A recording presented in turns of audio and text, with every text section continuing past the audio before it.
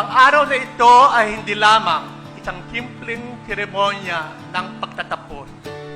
Ito ay pagdiriwang ng maraming taong sakripisyo, tiyaga, puyat, laboratory report, research paper, at ang pagkakataong dumating ang pagdududa sa inyong sarili, ngunit pinili pa rin niyong magpatuloy.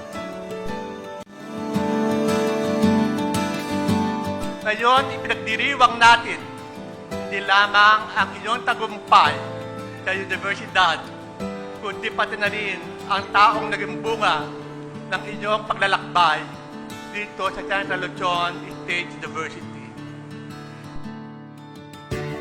Ang tema ng pagdiriwang ito, nakaugat sa pamana, pinagyaman ng karunungan, pinabayan ng kagandahang asal, pinapanday ang mga leader ng kinabukasan.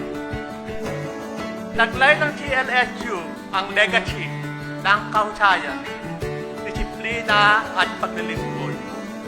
Marami ng henerasyon at dabaan sa parehong classroom, laboratory at hallway na minsan ninyong nilakaran.